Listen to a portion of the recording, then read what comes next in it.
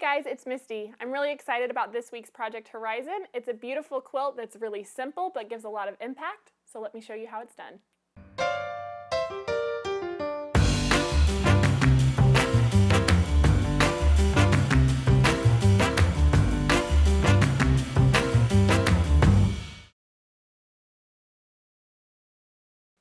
Okay, so this quilt is really easy to make. Just to get started, there are a few supplies you're going to want to have handy. You need our Missouri Star burst block template. It looks like this.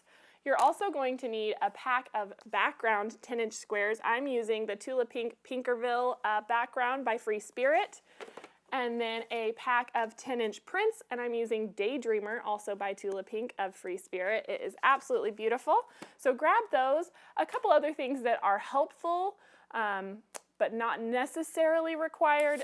A nice long ruler that will cut corner to corner on your 10-inch squares, and then a square ruler at least 10 inches to square up your block at the end. Like I said, those are kind of optional. The others are definite. So let me show you how to get started. All right, to make this quilt, you'll notice that it comes together in quadrants. So our bursts make these larger blocks here, and that's what we're looking for. When I made this quilt, I actually learned the hard way that there was an easier way to do this. So you'll see that all of mine are kind of scrappy. I have similar colors together, but not the same prints. I'm going to show you how to do it what I think is an easier way. You could absolutely mix it all up like I did, but I'm going to save you a little bit of the headache that I had in assembly in doing it this way. So with that in mind, you'll notice that each quadrant that we're making, or larger block, has 4 colors that are matching. So take your print pack, and I'm just going to open this up now so that I can get in here. And we're going to pick 4 different colors. So I'm going to get this fun flamingo print. That one's so fun. And then let's get a blue. How about these rainbows? And we'll do a green butterfly. And how about, let's see, maybe a yellow. We'll go with this yellow. All right, so I've got 4. And we're going to start by cutting these in half diagonally. So I'm going to stack these up so they're nice and straight.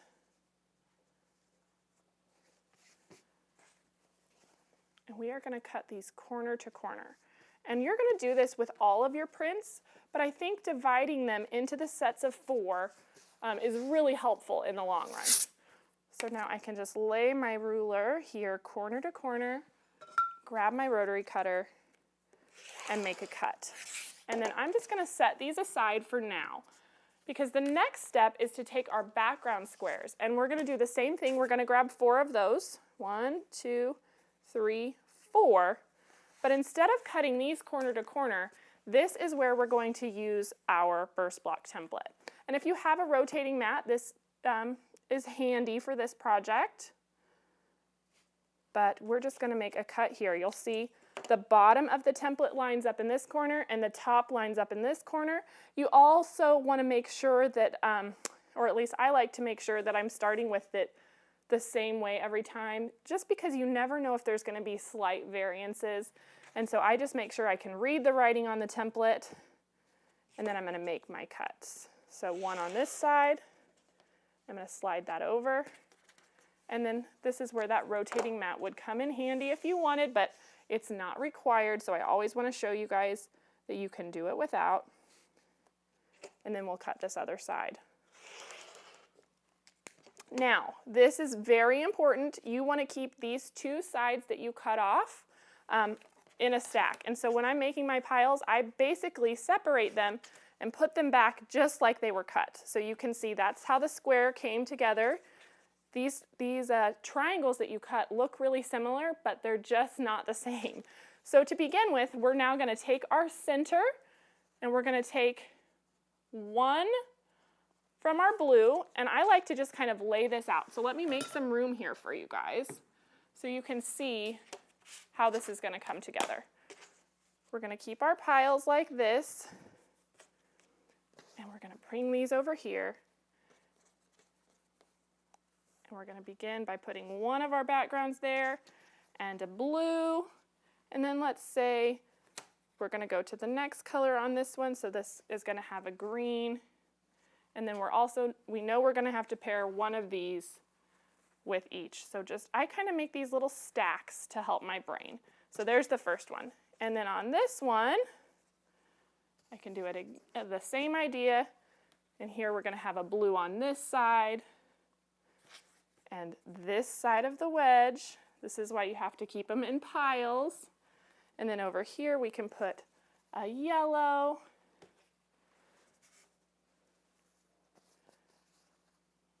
And just like so. And so we'll just keep working around until we have this larger block assembled. And so here I can put my other green on this side and a yellow on this side. And then this goes here. And this one goes here. And then my pinks can go on this one. And so this way, all of the colors that I want are going to match up how they need to in the end. And so then to start sewing, I can just pick up this one section and I can feel confident that I'm going to have all the pieces I need. And this is kind of what I did. I made sure that my groupings of 4, because that's what's actually going to match, intersected. And so even though in this quilt behind me it's scrappy, I did the same thing. So I just cut all of my layer cake squares in half, corner to corner, and then I just pulled the colors that would coordinate even though they weren't the same print. So hopefully that makes sense to you. So now let's go ahead and take this over here to the sewing machine. And we're going to just kind of orient this the same way. And so I'm going to leave my little extra piece, and we're going to begin by sewing on this outside triangle to the center of our wedge. And you'll notice it's a little bit longer than our wedge. That's good. The thing that you want to make sure of is down here at the bottom you have more than 1/4 of an inch overhang. You just don't want it to get too tight because we are going to come back and trim this off. So I'm just going to hang that over. You can see it's just, I've got almost a 1/2 inch, I would say, of overhang. And then we're going to sew just a 1/4 inch seam down this side.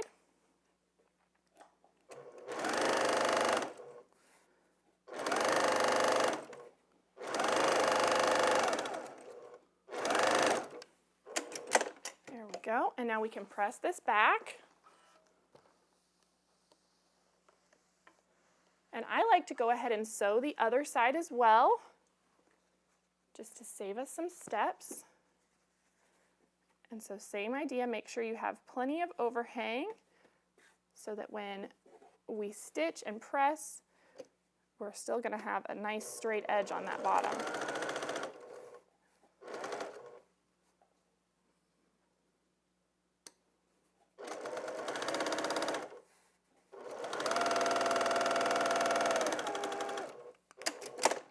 There we go. And so we can press that back as well.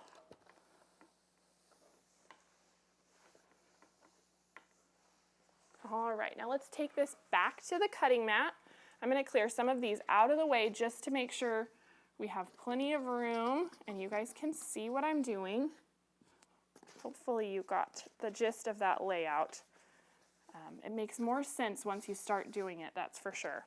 All right, so then here is my burst, and we're going to still use that same burst block template. Let me make sure you guys can see this okay.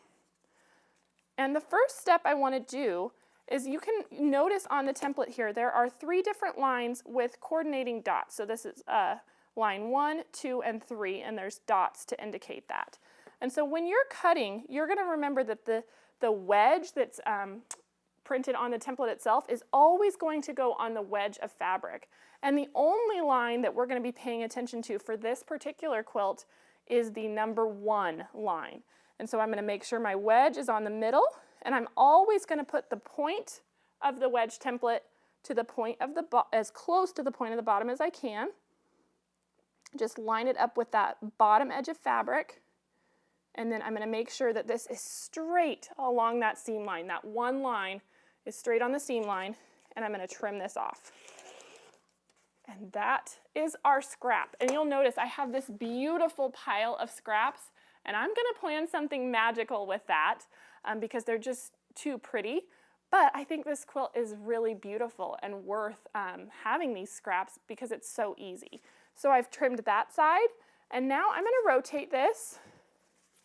And I'm going to do the same thing by flipping the template over now, because remember, we want that wedge to stay on the center, and we're just going to line up again on that number 1 line, because this is all about you know, making sure it's symmetrical on both sides. And so then we've cut that piece off, and we can turn this now. And there is actually a 45 line on the template. You'll see this little square that's marked out. So you can line that up on the square and use it to trim off these sides and keep your block square, which is really nice. So we'll do the same thing here. Here's this little square in the corner, so I'm going to line that right up on that corner and square it off. And then we can go back and do the same thing on the bottom edge, because we still want to finish up with a nice square block. So there's that one, and that one. All right, and so now we're going to come back and grab those side triangles of the background print, and we're going to add these to either side of the burst. Now on this one, you do a couple things. You have to make sure that you didn't mix these up. These look really similar, but if you were to flip these and sew them on the wrong side, the angle wouldn't work and you won't be able to cut it. So you have to keep them straight. That's why I always keep them in their piles when I'm sewing them together. And if it's easier for you to keep your, your bursts in a pile and your prints in a pile, that's okay too. Just, it does require a little bit of organization for this project. Now on this one, you want to be really careful that you get this as close to that 1/4 inch, just because there is not a lot of leeway in the trimming of this next step. So we're just going to line this up just like so. I want to make sure you guys can see. I'm just making sure that the majority of my overhang is at the top, that I'm going to have plenty down here to get my 1/4 inch, but not a lot of extra. So let's go ahead and sew down this first side.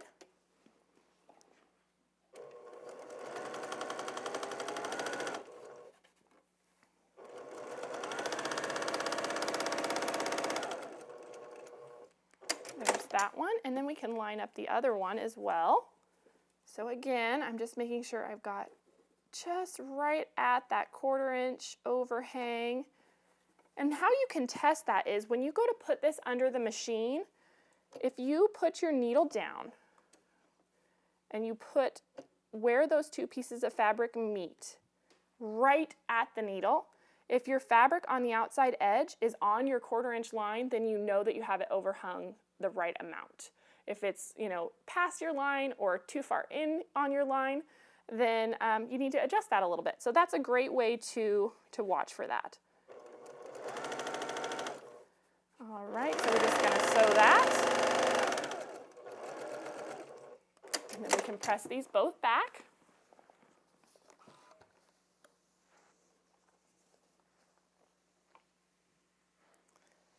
There we go. You can see how quickly this is coming together. See how that looks? And so now we're just going to trim it up just like we did from the last step, except on this one, you can go back and use the square marker just like we did on the shorter side, but I just really love to go ahead and grab a 10-inch square ruler. They're just so handy. And so then I just sit this on here, and you can see it makes it really obvious where I need to trim, and you can see how close this gets on these edges, which is why you have to be so careful about that overhang. If you have too much overhang down here at the bottom, you will not have enough at the top to trim. So it's totally manageable. You just need to be aware of it when you're making it. So let's go ahead and trim this off so our block is nice and square, just like so.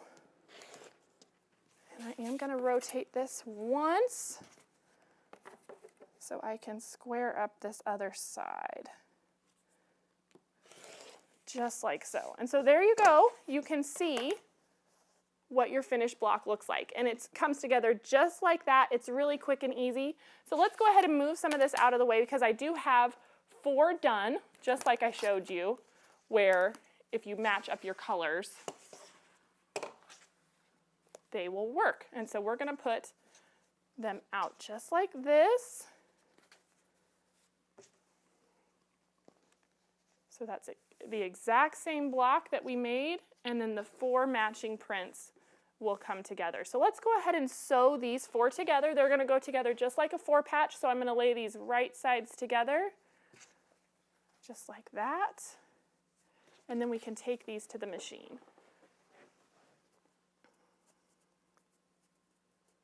Just make sure they're lined up at the start. And then you can kind of check your intersections here to make sure those bursts are lining up as well. They're not really going to nest or anything like that, but you just want to get them as close as you can. It's really forgiving, but obviously we want them to be close. There's that one, and then we'll sew this next set together.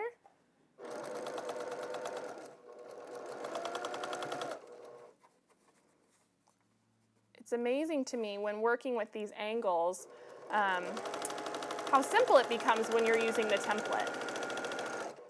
It just works. And so then we can open these up. Because I didn't clip my thread in between, it kind of acts like a pin, and we can just put these right sides together. And then we will sew this block so it is complete.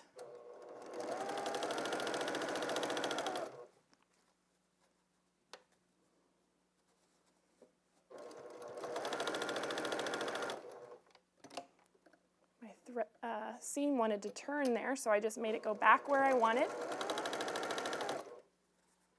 And then we'll line up the second half and sew on down.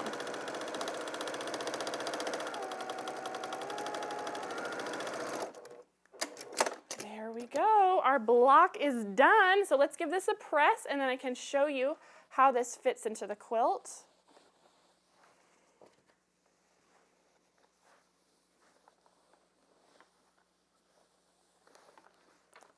Beautiful, just like that. So this is our horizon block. So it goes into the quilt like this. You can see how that fits right in there. And there are 1, 2, 3 of these big blocks across by 3 down. And then there's just a nice little 5-inch border on the outside. And so this whole quilt measures 66 by 66. And then I want to show you guys, for the backing, I used that same butterfly print that I used on the border. And you're going to need 4 1/4 yards of backing fabric if it's the regular width, or if you have 1/08, it'll be 2 yards. I used the cotton candy quilting pattern all over this, which I think is perfect. It's just really whimsical. And I liked how this kind of looked like everything on it reminded me of the sky, which is why I called it horizon. It's got, you know, the beautiful little Tula birds on the background fabric, and there's flamingos and butterflies and parrots on the fabric itself, the print fabric. And so the kind of cotton candy clouds seemed like the right way to finish it off. And I hope you enjoyed making this horizon quilt with me. Until next time, have a great week.